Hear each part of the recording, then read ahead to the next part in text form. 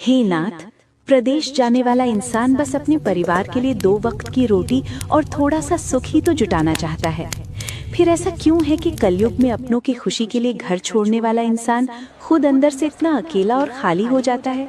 क्या प्रदेश में रहने वालों के जीवन की कोई ऐसी 3 कड़वी सच्चाइयां हैं जो उन्हें अंदर ही अंदर खोखला कर रही हैं? हे गौरा, कलयुग का मनुष्य धन कमाने के लिए अपना घर छोड़ता है, लेकिन धन कमाते कमाते वो अपना जीवन जीना ही भूल जाता है। प्रदेश में काम करने वाले की पहली कड़वी सच्चाई यही है कि मनुष्य ईंटों का महल बनाने के लिए अपनों के प्रेम का कच्चा घर पीछे छोड़ आता है। वो परदेश में एक ऐसी मशीन बन जाता है जहां उसकी भावनाएं नहीं, केवल उसकी आवश्यकताएं और जिम्मेदारियां काम करती हैं। स्वामी, अपनी सारी जिम्मेदारियां निभाते हुए वो इंसान बस अपने परिवार के चेहरे पर एक निश्चिंत मुस्कान ही तो देखना चाहता है।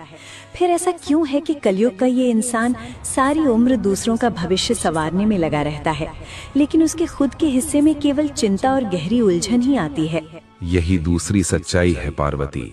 प्रदेश में कमाने वाला व्यक्ति उस वृक्ष की भांति हो जाता है जो दूसरों को छांव देने के लिए खुद कड़ी धूप सहता है, लेकिन एकांत में उसकी अपनी जड़ें सूखने लगती हैं।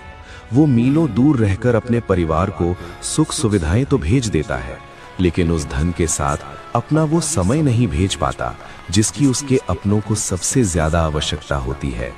वो अपनों के लिए ही अपनों से दूर हो जाता है। प्रभु, जीवन के इस कठोर सफर में वो इंसान बस थोड़ा सा सुकून और अपनों का साथ ही तो चाहता है। फिर ऐसा क्यों है कि इस मायाजाल में फंसा हुआ मनुष्य चाहकर भी इस चक्र से बाहर नहीं निकल पाता? तो फिर इस भटकाव और अशांति से बचने का क्या मार्ग है? पार्वती, तीसरी सच्चाई सबसे गहरी है। धन का ये चक्र कभी पूरा नहीं होता। मनुष्य सोचता है कि कल सब ठीक हो जाएगा और उसी कल के इंतजार में उसका आज कहीं खो जाता है।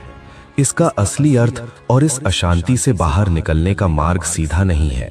जो मनुष्य इस माया के बीच ठहराव का रहस्य समझ गया, केवल वही मुक्त है। पर वो ठहराव क्या है, इसे समझने के लिए जीवन को बहुत गहराई से देखना होगा। महादेव के उस ठहराव का असली मतलब है अपने आज में जीना। परदेश में हम कल के लिए पैसा तो कमा लेते हैं, लेकिन उस आंधी दौर में अपना आज और अपनों का साथ पीछे छोड़ देते हैं। याद रखिए, पैसा आपके परिवार की जरूरतें पूरी कर सकता है, लेकिन आपकी कमी कभी पूरी नहीं कर सकता। ईश्वर ने जीवन जीने के लिए दिया है, सिर्फ एक मशीन की तरह खर्च होने के लिए नहीं। अगर यह बात सीधा दिल तक पहुंची हो तो वीडियो को अभी लाइक करें। रात देर तक जगना। दूसरा, सुबह जल्दी उठ जाना। तीसरा, अकेले संघर्ष करना। और चौथा, कर्ज का बोझ उठाना। और पांचवा, हर समय टेंशन में रहना।